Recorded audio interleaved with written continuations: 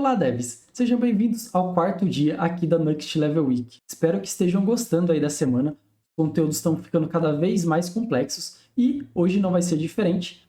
Hoje a gente vai começar com o nosso primeiro componente, que eu diria que tem uma estrutura mais complexa, que é o nosso countdown. A gente vai fazer desde a estrutura visual até a parte lógica para fazer o nosso countdown funcionar perfeitamente. E se você chegou nessa semana através desse vídeo aqui, já aconteceram outros 3 dias, então tem outros 3 vídeos aí na playlist que vão estar aí na descrição e também no card. E nesses 3 dias a gente já fez a configuração do projeto, a configuração do estado global utilizando o Vuex e também alguns componentes como barra de experiência, profile e desafios completos. Então, se você ainda não viu eles, dá uma conferida na descrição que tem a playlist aí. Bom, mas o que é esse componente de countdown que a gente vai fazer?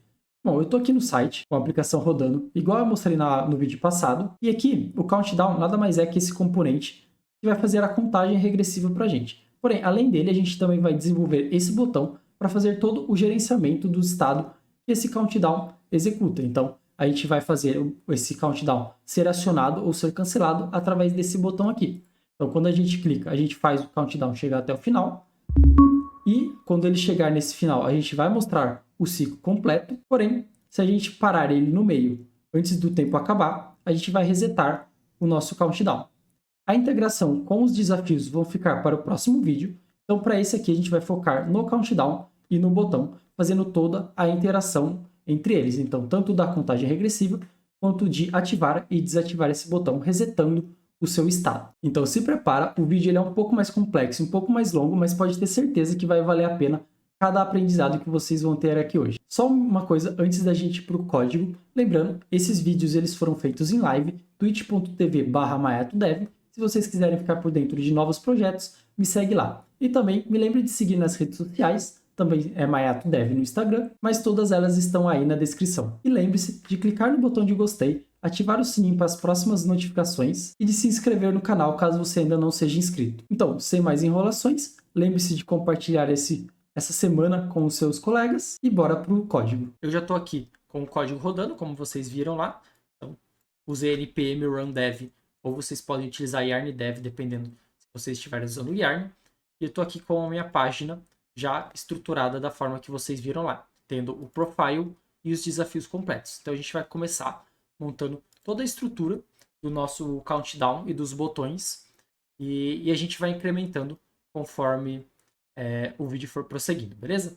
Então, para começar, a primeira coisa que eu vou montar é já deixar organizado a estrutura da contagem regressiva e dos botões aqui na página, e aí depois a gente monta a estrutura visual dos números do nosso countdown. Então, para começar, eu já vou começar aqui dizendo que embaixo dos meus desafios completos eu vou ter meu componente de countdown, e esse componente de countdown, para eu dizer que o meu desafio, que o meu countdown terminou de ser executado, ou seja, na hora que ele chegar em 0 segundos, eu quero acionar uma ação que vai dizer para mim, ó, o countdown acabou de acabar, chegou em 0 segundos, então gera um novo desafio para mim. Essa geração de novo desafio eu vou fazer no próximo vídeo, mas eu já vou deixar organizado pelo menos a função que vai receber essa informação de que o desafio foi, quer dizer, que a contagem regressiva acabou. E para isso eu vou utilizar a ideia de emissão de eventos do view, que basicamente vai me dizer, quando a contagem regressiva acabar, eu vou emitir um evento e eu vou conseguir pegar esse evento e saber, ó, esse evento foi emitido, então executar determinada ação. Então, para fazer a emissão de evento, eu vou utilizar a ideia do V1. Eu vou dizer, ó, eu vou escutar um evento. E qual é esse evento? É o evento de completed. Ou seja, quando o meu countdown, o meu componente de countdown emitir o evento de que ele foi completado, eu vou executar uma função. E que função vai ser essa? Vai ser uma função chamada getNewChallenge. E nada mais é que pegar um novo desafio, né? Escolher um novo desafio. Porém, em vez de utilizar v-on, eu vou trocar isso aqui pelo shortcut, né, pelo atalho, que é simplesmente um arroba. A gente vai ter 3 botões, beleza? Esses 3 botões são responsáveis pelos 3 estados do botão que fala se tem que começar um ciclo, parar um ciclo ou se o ciclo já foi completo. Esse primeiro botão, ele vai ser o botão de ciclo completado.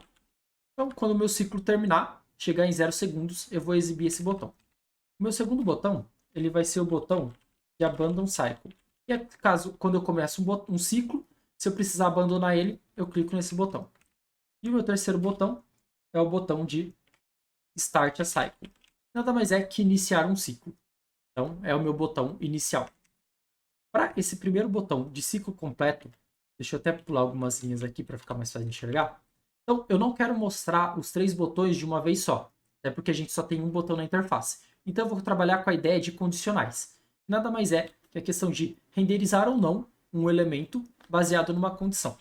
Então, eu vou trabalhar com a diretiva VIF, que possibilita a gente mostrar ou não um elemento, quer dizer, renderizar ou não um elemento baseado numa condicional.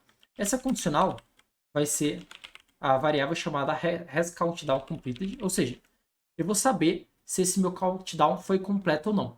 E esse valor ele está salvo lá na minha store, como a gente viu em vídeos anteriores. Então, a gente vai acessar o nosso estado global para pegar esse valor aqui, para saber se o nosso tempo já terminou, já chegou em 0 segundos.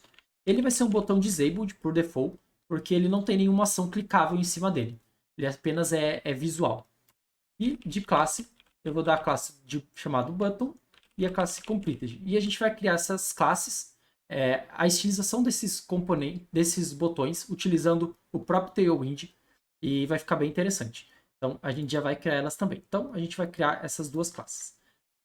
Aqui, para o botão de abandonar,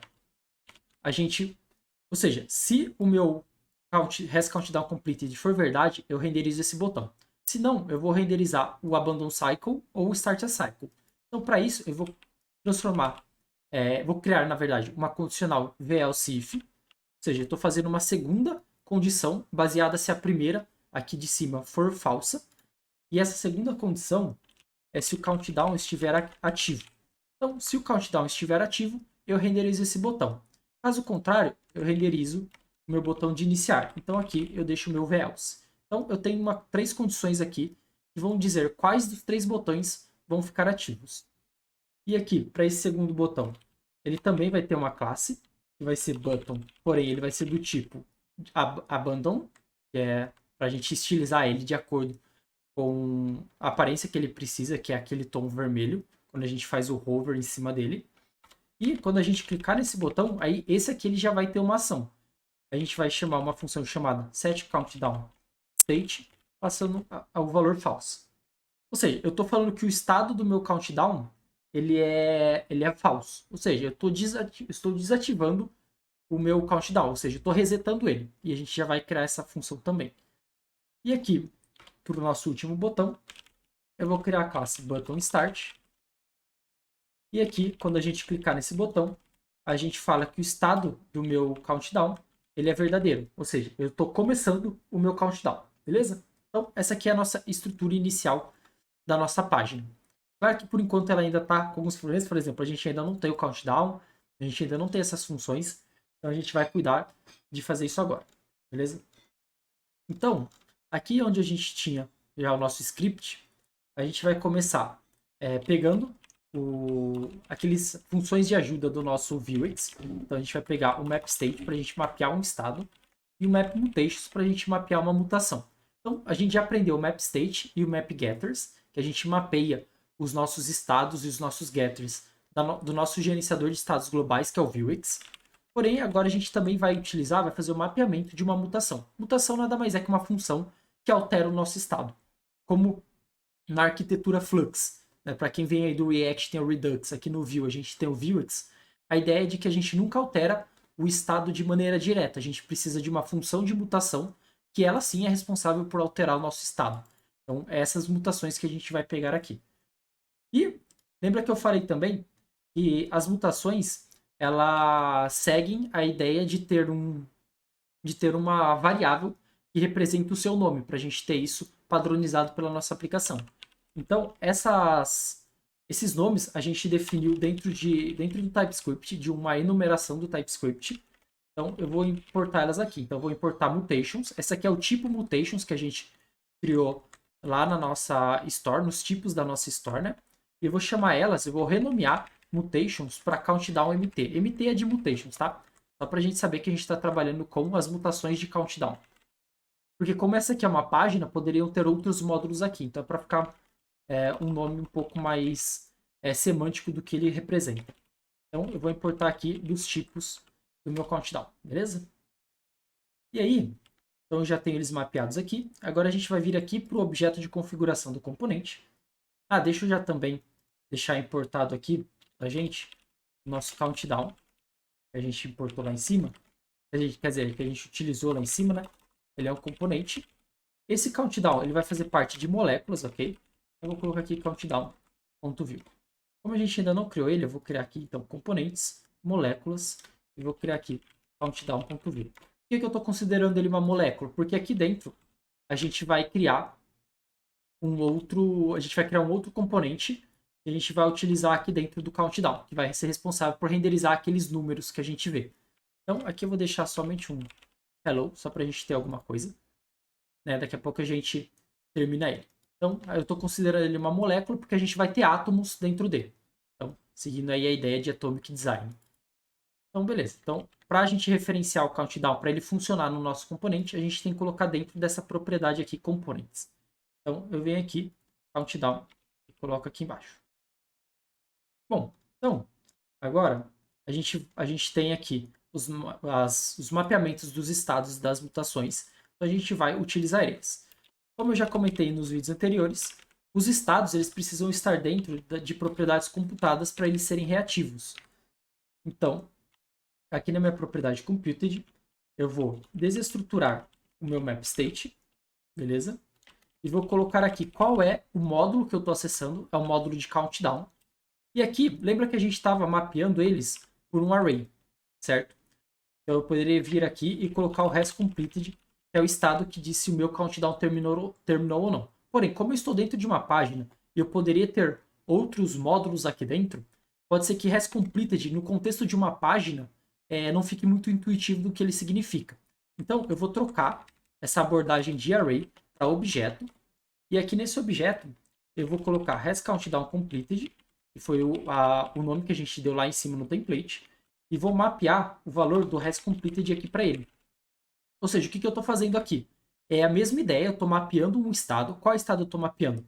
O estado hasCompleted, porém, como eu estou usando esse objeto, a chave desse objeto vai ser a variável que de fato vai ser a minha propriedade computada dentro desse componente, beleza? Então, o hasCompleted é o valor que está no nosso estado global, e o hasCountdownCompleted é o valor que a gente mapeou para esse componente, para a gente renomear ele e ter uma semântica melhor aqui dentro. E a mesma coisa a gente vai fazer para o isCountdownComplete, quer dizer, para o isCountdownActive, que é o mapeamento do estado isActive dentro do nosso módulo de countdown, beleza? E lembrando que esses módulos estão dentro do nosso estado global, que fica aqui na nossa pasta Store, no módulo de countdown, beleza? Aqui no index, certo? Então, são esses dois valores aqui que a gente está fazendo o mapeamento, do isActive e do hasCompleted. Bom, então a gente já mapeou as nossas propriedades computadas. Agora, a gente tem que mapear as mutações. Como é que a gente vai fazer isso? Uma mutação, como eu disse, é uma função que altera o nosso estado. Como ela é uma função, aqui no view a gente tem também a propriedade methods. Nada mais é que são funções que a gente pode utilizar aqui dentro do nosso componente. Então, a gente vai começar... É a mesma ideia do map state, então a gente vai desestruturar aqui o map mutations. E aqui eu não vou utilizar Quer dizer, eu poderia utilizar a questão de módulos aqui e colocar aqui o módulo que eu quero, mas eu vou mostrar uma outra abordagem para vocês mapearem uma mutação, por exemplo. Então, aqui eu poderia fazer de que forma? Eu posso colocar aqui, então, set countdown as completed, é o nome da mutação que eu quero gerar aqui para o meu componente. Ele vai ser responsável pelo quê? Então, esse aqui é o nome que eu estou dando para a função que eu vou usar dentro do meu componente, ok? Set countdown has completed, ou seja, uma função que vai setar, né, vai dar um valor para a propriedade has completed do meu countdown. E como é que eu falo para essa função ser um mapeamento da mutação que eu tenho na minha store? Aqui eu vou colocar countdown, que é o meu módulo. Então, esse nome aqui que eu estou colocando é o nome do meu módulo. Vou colocar aqui na frente dele um barra, beleza? E aqui, como eu estou utilizando template string, eu vou interpolar uma variável aqui. E essa variável vai ser resolvida pegando o seu valor e adicionando ele aqui no lugar para gerar uma string que vai ser aí de fato o mapeamento da minha mutação. E qual é esse valor que eu quero? É aquele enumeração que eu coloquei, mutation, quer dizer, eu renomei, né? Não é mais mutations. É countdown.mt.set has completed. Ou seja, aquela enumeração que eu fiz aqui na minha store, aqui na minha tipagem, ó, mutations, set has completed. Basicamente é isso que eu estou acessando lá. Eu estou falando que a minha mutação set countdown has completed, ela nada mais é do que a minha mutação do módulo countdown que chama que chama set has completed, que é essa daqui, ó. Então é por isso que a gente utilizou a ideia de variáveis para gerar o nome das nossas funções, para eu poder reaproveitar essas variáveis em todo lugar que eu precisar, chamar elas e se eu precisasse renomear elas, eu não perderia, né, a referência das minhas variáveis. A não ser que eu mudasse o nome da variável, aí sim eu teria que mudar no meu código. Mas se eu mudasse somente o valor delas, seja para ter uma semântica melhor, etc., eu não precisaria mudar o nome das variáveis. Então, é por isso que a gente trabalha dessa forma. E é assim que a gente mapeia uma mutação. Então, a próxima mutação que eu quero fazer aqui é o set countdown is active. Que nada mais é que o mapeamento do módulo de countdown da nossa mutação countdown.mt.setIsActive. Então eu estou criando uma função, uma mutação, né, aqui para o meu componente, que é o mapeamento da mutação setIsActive do módulo countdown, beleza? Que outros métodos a gente vai ter aqui? Porque por enquanto a gente pegou esses dois aqui, mas a gente não está utilizando eles. Aqui em cima, eu criei essa daqui, ó, setCountdownState. Ela nada mais é do que um método que eu usei para englobar esses outros dois que a gente importou ali. Então, aqui embaixo, eu vou criar esse meu setCountdownState. Eu vou receber uma flag, que é do tipo booleano. Então, eu digo isso aqui para o TypeScript, ó. Esse parâmetro que eu receber precisa ser um valor booleano. E aqui dentro, eu vou chamar o setCountdown as completed. Ele sempre vai ser falso. Independente aqui se eu chamei ele com valor true ou falso, ele sempre vai ser falso, porque se eu chamei essa função, eu chamei ela ou para começar o ciclo ou para abandonar o ciclo. Então, a minha variável hasCompleted sempre vai ser falsa. Porém, para saber se o meu countdown está ativo, aí sim eu faço uso aí da flag que eu recebi. E aqui é ponto e vírgula, não é vírgula. Então, aqui é essa função que a gente vai utilizar para os botões. Então, quando um botão for clicado, eu vou passar true ou false aqui para esse parâmetro. E ele vai ser responsável por dizer qual é o estado do meu countdown, se ele está ativo ou não, certo? Então, eu só criei essa função porque eu queria também resetar o hasCompleted, para evitar qualquer problema do estado estar completado. Então, eu coloco aqui para a gente poder resetar ele. Então, é por isso que eu englobei essas duas funções em uma só. E aí, lembra que eu falei aqui também no início que quando o countdown emitir o evento de completed, eu tenho que chamar o getNewChallenge? Então a gente vai criar esse getNewChallenge agora. Então, o que vai ser esse getNewChallenge? A gente vai colocar mais coisas aqui para frente, mas por agora ele vai ser responsável por quê? Ele vai colocar a variável hasCompleted como true. Então, quando o tempo acabar, né? Quando o countdown acabar, eu falo que ele acabou, ou seja, ele foi completo, então eu coloco a variável hasCompleted como true.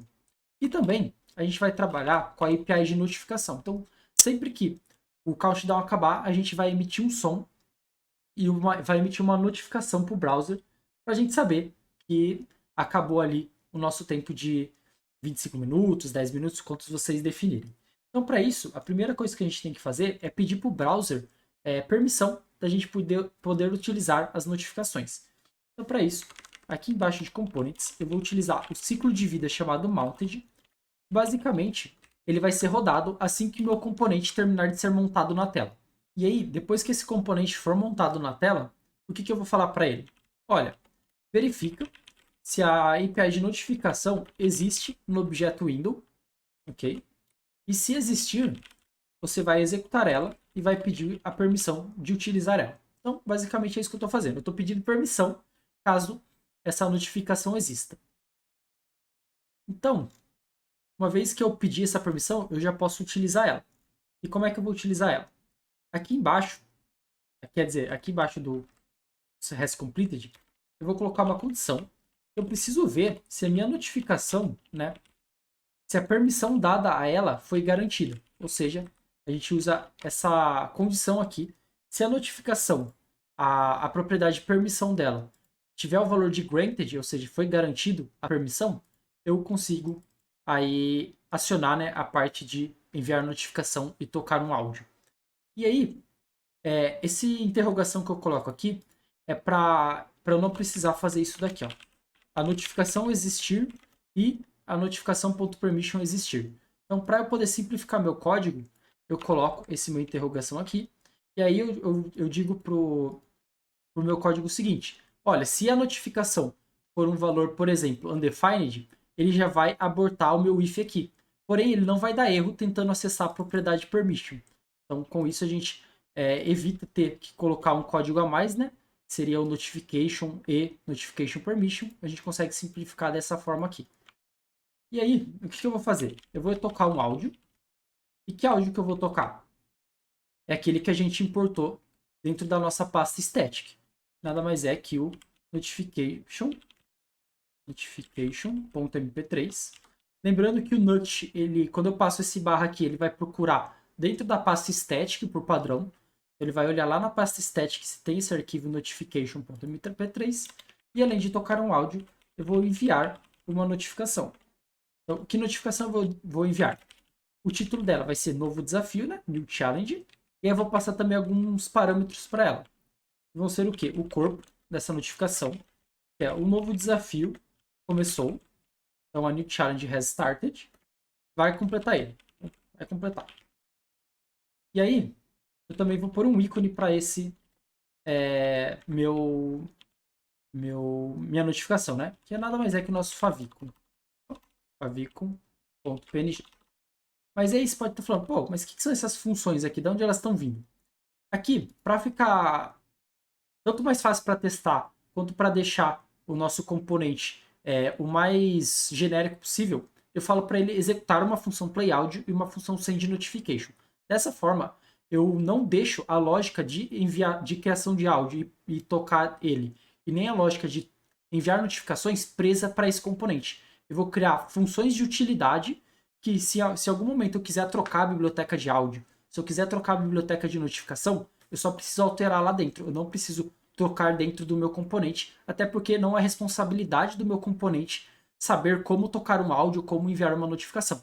Ele só precisa saber que ele precisa fazer isso. Então, por boas práticas que eu considero, né, a gente vai vir aqui no root da nossa aplicação, a gente vai criar uma pasta chamada utils, e aqui dentro da nossa pasta utils, eu vou criar aqui um index.ts, e aqui eu vou criar essas duas funções aqui pra gente. A primeira que eu vou criar, e já exportando, é a de tocar áudio. Eu vou receber um caminho, que vai ser sempre uma string. E nada mais é que eu vou usar a interface de áudio, a API de áudio do browser. Então, eu vou pegar esse novo áudio, vou gerar esse novo áudio e vou tocar ele. Simples assim. E a segunda é enviar notificação. Então, send notification. Nada mais é. Eu vou receber um título, que é uma string, e as opções também são, que é um objeto no caso. E eu vou retornar para ele uma nova notificação, que também é uma API do browser, passando o title e passando o options. Okay? Então, dessa forma, eu consigo, se em algum momento eu quisesse trocar a API de notificação do browser por qualquer outra, eu só precisaria mexer aqui, eu não daria essa responsabilidade para o meu componente. Então, agora vindo aqui, a gente precisa importar elas, certo? Então, a gente vai vir aqui em cima do nosso componente, e aqui embaixo, da onde a gente importa os componentes, eu vou colocar, vou até subir esse aqui, para ficar junto ali com os outros. Vou colocar aqui import, play audio e send notification, da onde? Do utils. Então, lembrando que esse tio aqui nada mais é que a pasta raiz não é o source não, ia falar errado, mas é a pasta raiz aqui do Nuxt. Então, como o nosso utils está em nível raiz, é uma pasta aqui na raiz, então a gente só coloca aqui tio utils, e como a gente tem um index aqui, a gente não precisa mostrar o index aqui, né? A gente pode abstrair essa informação. Então, a gente está pegando essas duas informações de lá. E aí, com isso, a gente já deixa organizado aqui a nossa página para acontecer. Eu vou até colocar aqui Vou até comentar aqui o countdown. Na verdade, eu posso deixar ele aqui. Não preciso comentar, não. Eu vou vir aqui na nossa store de countdown. Na verdade, é countdown. Store aqui. E vou trocar os minutos para 0.05. Para aí eu conseguir ver se está funcionando a questão dos botões, beleza? Então, agora vindo aqui para a aplicação. Deixa eu dar um F5 aqui. Quando eu clico, pode ver que ele trocou para Abandon Cycle.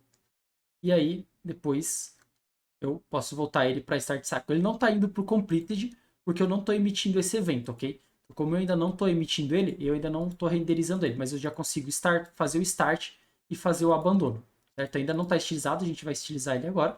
Mas se, por exemplo, eu colocar aqui REST como True, pode ver aqui, deixa eu atualizar aqui, pode ver aqui que ele aparece Cycle Completed. Então, os três botões estão funcionando. A gente só precisa fazer a lógica para eles funcionarem certinho. E como é que a gente vai estilizar esses botões? Nos vídeos passados eu comentei que aqui nos assets a gente ia criar componentes usando apenas CSS. E o Tailwind ele ajuda a gente porque ele tem algumas padronizações. Então, fica mais fácil da gente conseguir criar componentes utilizando apenas classes. Então, para não ficar muito extenso a escrita de CSS, eu vou dar um Ctrl+C, Ctrl+V aqui. Basicamente, o que eu estou fazendo aqui? Eu tenho um botão chamado... Quer dizer, uma classe chamada button.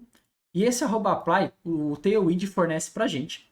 E eu vou, basicamente, aplicar os estilos dessas propriedades aqui. E essas propriedades aqui que eu estou colocando aqui são as mesmas propriedades que eu colocaria numa classe normal.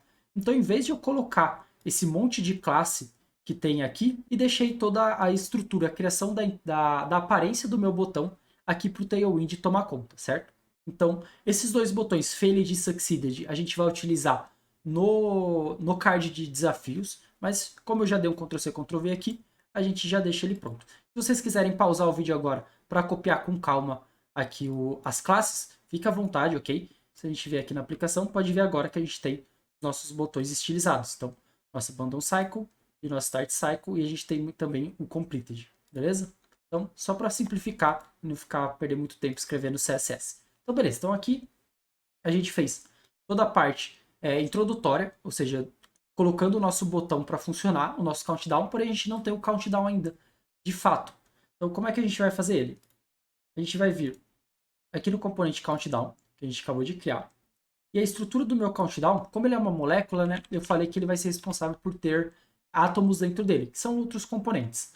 E a gente vai chamar esses novos componentes de countdown digits, ou seja, são os dígitos do meu countdown. A gente vai ter dois, e aqui eu vou ter aqui no meio o nosso span, que vai ser aqueles dois pontos. E aí, o meu container, que vai englobar todo esse meu número, né, que é o meu countdown, ele vai ter as seguintes classes: flex, justify center, item center, margem top de 8, então margem top de 8, porém em desktop para cima, na 1024 para cima, eu vou pôr de 14. Então, em MOBAs eu deixo essas distâncias um pouco menores para não ficar um espaço em branco muito desnecessário para uma tela menor.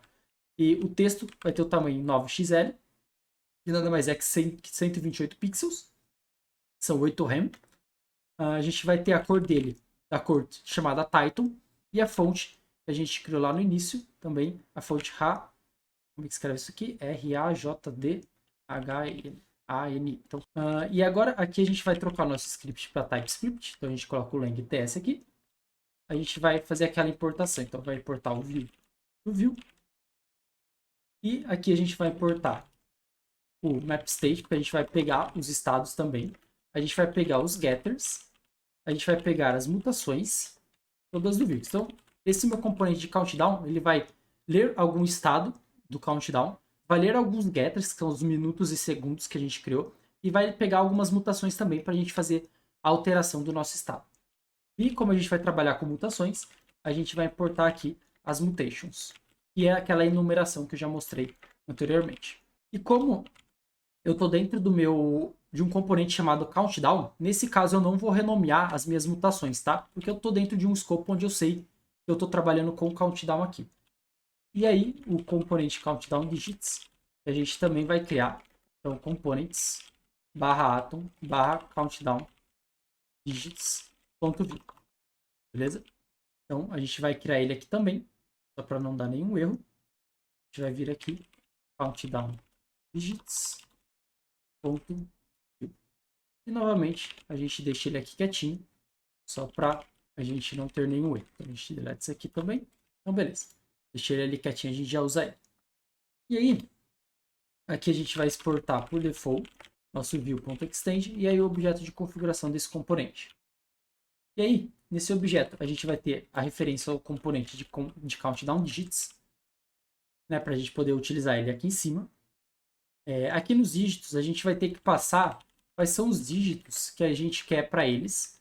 Okay? Então, são os números, né, que eu quero? A gente vai passar aqui. E aqui para o meu spam, que eu já estava esquecendo, a classe que a gente vai dar para ele nada mais é que um BG background. Então, a gente vai pôr o background dele da mesma cor do background da aplicação. E a gente vai dar um paddingzinho aí na horizontal 2. E aí, quais são os dígitos que a gente vai passar para esse aqui e para esse aqui? Para o primeiro dígito, que é o número da esquerda, a gente vai passar os minutos. E para o dígito da direita, a gente vai passar os segundos. Que são aqueles getters que a gente criou dentro da nossa store. Então, para isso a gente vai ter que fazer o mapeamento aqui. Então, novamente, sempre que a gente for mapear um estado ou um getter, a gente coloca dentro de computed.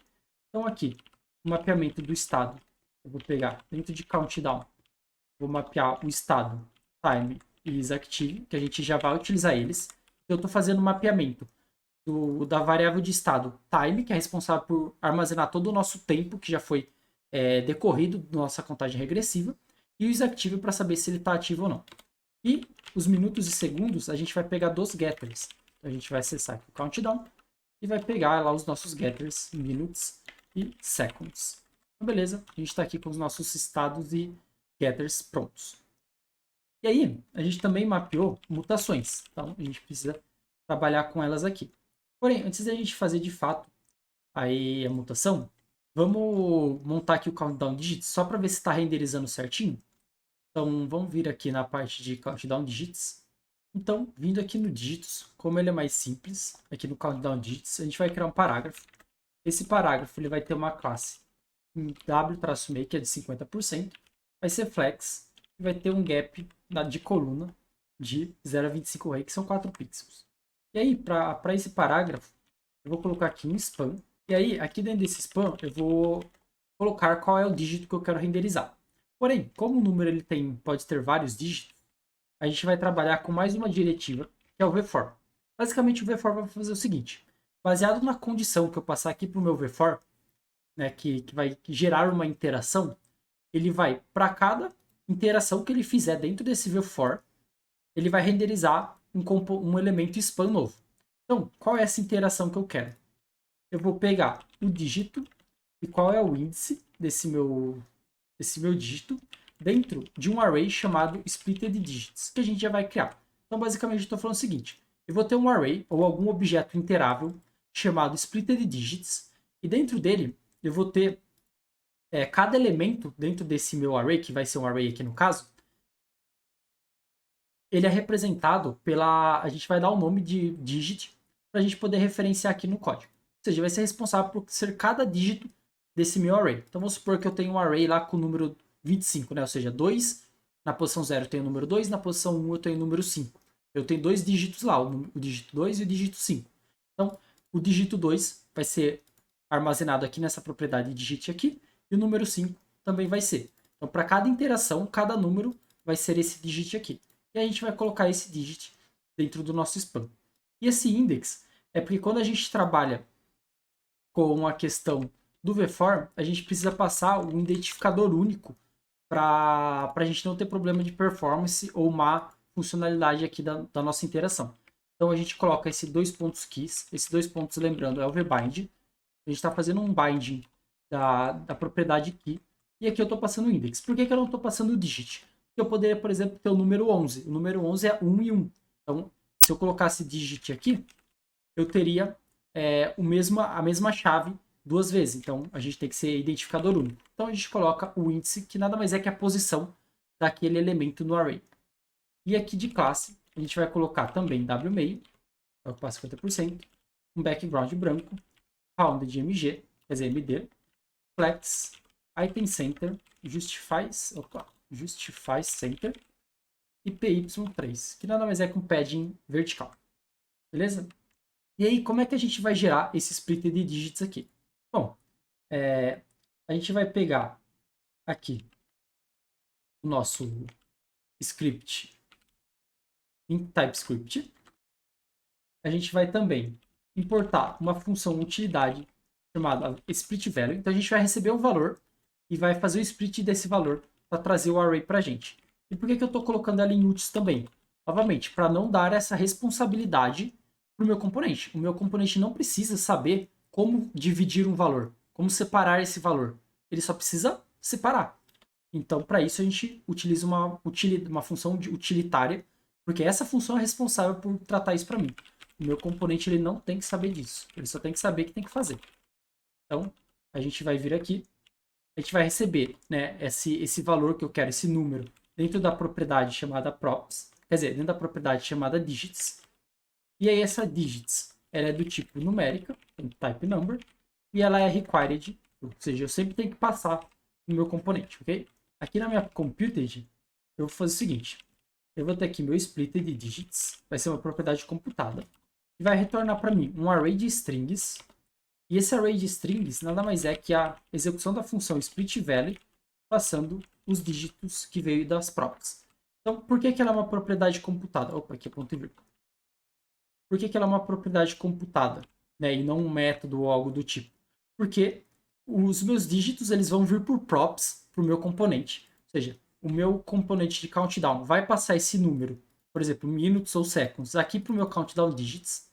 E aí eu falo, ó propriedade computada split de digits. Fica de olho nessa propriedade this.digits e sempre que ela for atualizada, roda esse split value para mim, passando ela como parâmetro, como argumento, e aí você me retorna essa divisão do valor em dígitos, beleza? Então, é por isso que a gente coloca dentro de uma propriedade computada. E aí, a gente vai criar esse split value lá no nosso arquivo de utilidades. Então, a gente vai vir aqui, vai colocar para a gente exportar ele. Então, export const split value. Nada mais é que a gente vai receber um valor do tipo numérico ou string, né, depende, porque eu estou fazendo essa função ser genérica, tá? E aí eu estou fazendo aqui também um pad size, que é numérico e por default é 2. A gente já vai utilizar ele. E a gente vai retornar o quê? A gente vai retornar uma template string. Essa template string vai renderizar o que para a gente? Ela vai pegar aqui como primeiro o valor dela. A gente vai interpolar o valor que a gente passou. Se eu passar aqui 10, 15, 20, seja numérico ou seja string, ele vai colocar aqui. Então, por exemplo, eu poderia pôr aqui, por exemplo, 25 lá, né? Então, por exemplo, no valor inicial a gente tem 25 minutos, então apareceria o 25 aqui. E aí, a gente vai fazer o pad start, passando o pad size e completando com 0. Ou seja, o que eu estou fazendo aqui? Vamos supor que eu passei o número 0 para cá.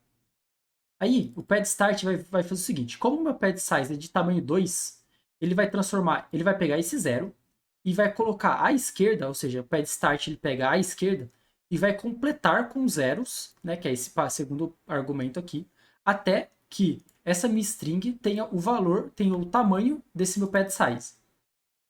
Quer dizer, é isso, é até o valor do meu pad size. Então, como eu tenho só um 0 aqui, para ele ficar com 2, eu preciso pôr mais um 0. Então ele vai retornar para mim uma string 00. Ok? Se o meu pad size fosse 5, ele ia completar até ter 5 zeros. E assim por diante, tá? Então, é para isso que a gente está fazendo. E eu deixei ela bem genérica, ou seja, eu posso falar quantos pad sizes eu quero e qual o valor. Esse valor pode ser numérico, pode ser uma string, tá? Porque não necessariamente isso aqui precisaria ser um valor numérico. Eu poderia, por exemplo, pôr um A, um B, uma letra aqui, enfim. Eu deixei a minha função mais genérica possível, apesar de que só vai utilizar ela com números. Então, aí beleza. Então, agora a gente tem aqui, no meu countdown, ele retorna um array de strings, para eu poder interar sobre aqui no meu v-for. Então, aqui ficou faltando o split. Então, eu vou gerar uma string e vou fazer o split dela, ou seja, vou separar ela para cada posição ali do meu número, no caso. Então, por exemplo, se eu tiver aqui 25, como eu estou fazendo um split sem passar nada, somente uma string vazia, cada dígito aqui, né, cada caractere, ele vai separar. Então ele vai gerar o 2 e ele vai gerar o 5. Então ele vai me dar um array dessa forma. O split ele me retorna um array. Então ele vai me dar esse array aqui para mim, por exemplo. Então, como eu vou retornar um array, ele vai ser um elemento interável. Então, como ele é um elemento interável, eu consigo fazer aqui o vFor sobre ele. Tá? Não é atom, não, é atoms. Faltou um S aqui. Beleza, então agora está funcionando. Então vamos ver aqui na interface como é que ele está. Aí, pode ver, ó. Agora, aqui meu countdown já está montado. E agora a gente só precisa fazer com que o countdown de fato realize a contagem regressiva. E como é que a gente vai fazer isso? Bom, primeira coisa que eu vou montar aqui com vocês vai ser o mapeamento das mutações. Então, vou pegar aqui as mutações, eu vou pegar o módulo de countdown, e aqui eu vou também passar um objeto para a gente poder alterar o nome das minhas mutações para ficar mais simples. Então aqui eu vou colocar setTime, e aqui eu vou mapear ela para mutations.setTime. Ou seja, o que eu estou fazendo? Em vez de eu ter que executar uma mutação passando essa variável aqui como parâmetro, que ficaria bem mais complexo, eu vou simplesmente mapear ela para uma variável, para uma mutação, para uma função, né, chamada setTime, que é muito mais simples e melhor de se visualizar dentro do código. Então, eu deixo a minha variável somente para referência aqui no meu mapeamento, mas aqui no código eu vou utilizar esse meu setTime, que é bem melhor de visualizar dentro do código, né? E eu vou ter também o resetTime, para quando eu quiser fazer o reset da minha contagem regressiva. Então essas são as duas mutações que eu vou pegar do meu módulo de countdown. E aí, eu vou ter uma função chamada runCountdown, que vai ser responsável por executar, né, por começar o meu countdown. E eu vou receber uma flag que vai me falar se eu tenho que começar ou não a rodar o countdown. E aí, qual que é a ideia desse meu runCountdown? Se o meu countdown estiver ativo e tiver flag, essa flag eu vou passar através de uma outra função que a gente ainda vai criar. Então, se essa flag for true e a minha propriedade de countdown ativo estiver verdadeira, ou seja, meu countdown já começou, então eu vvou fazer todo o decremento desse meu tempo. E como é que eu vou fazer esse meu decremento do tempo? Eu vou usar um setTimeout, ok? E dentro desse setTimeout, eu vou chamar o meu dis.setTime, passando dis.time menos 1. E aí, esse setTimeout, a gente vai rodar a cada 1 segundo. Ou seja, enquanto essa função estiver rodando, o que vai estar acontecendo? Eu vou acionar um setTimeout, que depois de 1 segundo, ele vai chamar o setTime. O setTime é uma mutação, ou seja, ele vai alterar o nosso estado. E qual estado ele altera? O estado de time. Então a gente tem um estado global chamado time, lá na nossa store, no módulo de countdown, que chama time. E a gente é responsável por armazenar os segundos, né, do meu tempo total. Tanto o inicial quanto o que estiver correndo. Então vamos supor que eu tenho lá 100 segundos. Quando essa função for rodada e esse setTimeout rodar, depois de 1 segundo, ele vai pegar essa é a minha quantidade de segundos atuais, então por exemplo 100, e vai tirar 1. E como ele está rodando o setTime, ele vai alterar o meu estado e vai forçar com que o meu estado seja atualizado. E aí o que a gente precisa? Para fazer uma contagem regressiva que não para até que chegue em zero, ou até que a gente peça para parar abandonando esse ciclo, a gente precisa que, uma vez que esse meu tempo foi atualizado, o meu código saiba que esse componente, quer dizer, saiba que meu tempo foi atualizado, e como eu sei que o meu tempo foi atualizado e ele perdeu 1 segundo, eu vou falar para ele, ó, ele foi atualizado, ainda não deu 0, então atualiza de novo e tira mais 1 segundo. Então, basicamente, eu vou ter o quê? Ele vai estar lá começando em 100. Aí eu vou rodar o countdown, ele vai para 99. Aí meu componente vai falar, putz, ele foi para 99. Se ele foi para 99, ele ainda não é 0. Então eu vou mandar ele para 98, vou mandar para 97, e assim eu vou gerar esse loop até que eu chegue em 0 ou que eu abandone ele. E como é que a gente vai fazer isso? Para a gente fazer isso, a gente vai utilizar uma propriedade aqui do view, que é a watch. Basicamente, eu vou passar aqui para ele propriedades aqui do meu componente que são reativas, e uma vez que essa propriedade for atualizada, eu vou executar uma função. Então, eu vou ficar monitorando essas variáveis, e se essas variáveis mudarem, eu vou executar alguma coisa baseado nisso, beleza? Então, a primeira variável que eu quero escutar é a variável de isActive, que é a que a gente mapeou aqui no nosso mapState, beleza? Tanto o time, né, que é esse dis.time, quanto esse isActive aqui, são esses dois valores do estado que a gente mapeou aqui em cima, beleza? Então, aqui no meu isActive, eu vou receber um novo valor. Eu posso receber, quando eu faço aqui, né, essa função que a gente coloca é uma função de handler. Ou seja, é a função que vai ser rodada quando o isActive for atualizado. Então, o view sabe que essa função que chama isActive nada mais é que a função que vai ser chamada quando a propriedade de mesmo nome isActive, que está aqui no meu componente graças ao mapState, dentro do computed, for atualizada. Então, eu posso também ter aqui um old value, mas como a gente não vai trabalhar com o valor antigo, a gente não precisa dele. E ela é do tipo booleano. O que acontece quando essa propriedade mudar? Quando o isActive mudar, eu vou chamar o runCountdown, passando esse novo valor. Então, se eu passei, se ele começou como falso e eu coloquei para true a variável isActive, eu vou chamar o runCountdown como true. Se ele era true e eu mudei para falso, ou seja, eu parei meu countdown, ele vai acionar essa função e vai rodar o countdown com falso, ou seja, ele vai interromper o meu countdown. E aí, aqui embaixo, eu vou fazer mais uma verificação. Se não existir um novo valor, ou seja, se por algum motivo não chegar um novo valor aqui, eu vou mandar ele resetar o time. Na verdade, não é se não vier um valor, é se o valor for um valor falso. Ou seja, pode vir um valor inválido, ou seja, null, undefined, etc. Pode vir um zero, mas como isso aqui é um booleano, se vier falso aqui, ou seja, se o isActive for falso, ele reseta o tempo, ok? É assim que a gente vai fazer a contagem regressiva voltar para o tempo original dela. E aí, a gente tem um problema. Porque se eu pedir para parar, o meu set timeout ele ainda vai esperar 1 segundo até ele parar. Então, para eu falar para o meu set timeout, ó, assim que eu mandar parar, você tem que parar, a gente vai usar o clear interval, quer dizer, o clear timeout, na verdade. Nada mais é que uma função que a gente tem aqui também, é do próprio JavaScript, tá? O set timeout e esse clear timeout que eu vou colocar aqui agora são do JavaScript normal, ok? E aqui eu preciso passar um clear timeout. O que eu passo aqui para ele? A referência do timeout que eu gerei. E aí, qual que vai ser essa referência? Eu vou criar aqui timeout, reference, e vou receber o retorno aqui do meu set timeout. Então, o meu set timeout, se eu mandar isso aqui para uma variável, essa variável vai ser responsável por ter a referência desse meu timeout. E no momento que eu der clear timeout, ele vai parar instantaneamente de executar aquele timeout que foi gerado.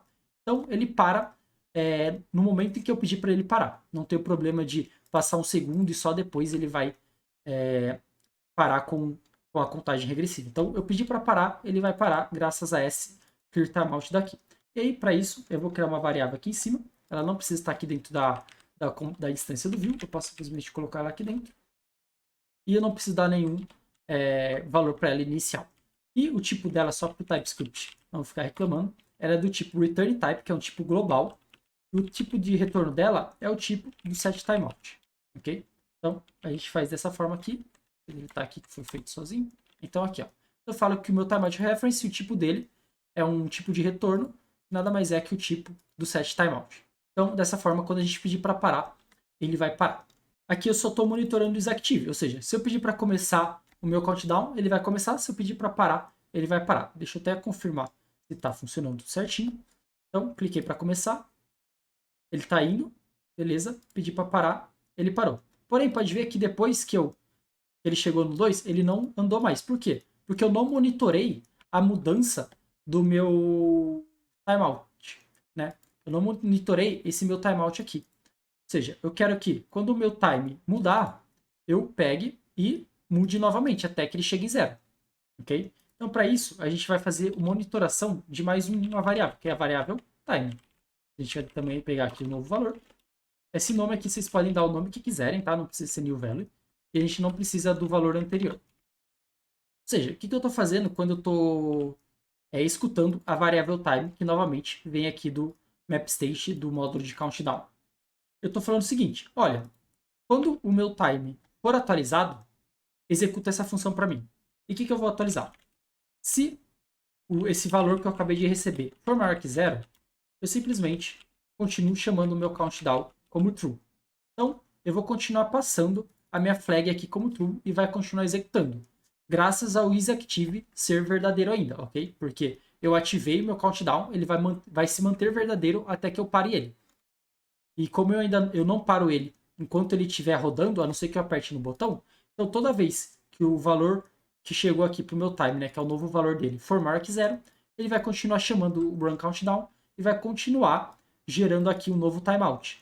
E para cada timeout que ele gerar, ele vai esperar 1 segundo e vai decrementar um segundo desse meu tempo, ok? Vai decrementar em 1, né? Mas como esse meu tempo significa os segundos e eu faço isso a cada 1 segundo, então aqui, né, pela construção aqui da lógica, eu vou tirar de 1 em 1 segundo, eu vou tirar 1 segundo do meu tempo. Porém, como é que eu paro quando eu chego em 0? Eu coloco aqui um 0, um else, no caso, e eu emito o meu completed. Então lembra lá da minha emissão do evento completed que eu tinha comentado quando a gente estava montando o countdown? É aqui que a gente faz isso. Então, o meu countdown vai chegar em 0. No momento que ele chegou em 0, eu vou falar para o meu componente pai, ó, o evento completed foi executado, né? Foi emitido, na verdade. Então, se esse evento completed foi emitido, eu preciso fazer alguma coisa, que é o que a gente já deixou preparado aqui. Cadê a página aqui, ó? Então, uma vez que o evento... Então, esse meu $emit aqui, ele vai emitir o evento chamado completed para o pai que instanciou esse meu countdown, ok? Então, esse evento vai ir para o pai dele. E quem é o pai dele? Esse meu index view, porque o countdown ele está aqui. Então, eu pego esse evento que foi emitido, colocando aqui o meu VON, ou esse meu arroba, e o nome do evento que foi emitido. No caso aqui, completed. E aí, uma vez que esse evento foi emitido e chegou aqui para ele, ele vai executar o getNewChallenge, que a gente já deixou preparado aqui, beleza? Então ele vai fazer o quê? Ele vai setar o setCountdownHasCompleted como true e vai tocar tanto o áudio quanto enviar a notificação, beleza? Então, para a gente testar se isso está funcionando, deixa eu salvar aqui, vir aqui para a aplicação, e se eu der um Start Cycle, ó, vai para 0, quando chegar em 0, faz esse barulho e coloca aqui a notificação aqui na direita, que a gente pode vir aqui e fechar. E aí o ciclo está completo. A parte onde a gente reseta isso aqui, depois que o ciclo está completo, ela ainda não está feita, ela vai ser feita aqui no card que fica aqui na direita, beleza? Vai aparecer um botão para a gente dizer se a gente de fato completou o desafio proposto ou falhou, ok? O que a gente completou agora foi o countdown, e aí, se a gente quiser nesse momento, a gente dá o F5 na página e volta aqui. Então, só para vocês ouvirem o som de novo e a notificação aqui no canto embaixo da direita. Então, faz o barulho, aparece aqui o Cycle Completed, temos a notificação. Então, com isso, a gente termina o countdown. E daí no próximo vídeo, a gente vai, de fato, finalizar a parte de componentes, fazendo aqui a parte dos desafios, beleza? Lembrando que esse vídeo está sendo feito em live, twitch.tv/mayatodev. Então, se vocês querem acompanhar futuros projetos, é só seguir lá, beleza? Lembre-se, continue a codar e a gente se vê no próximo vídeo.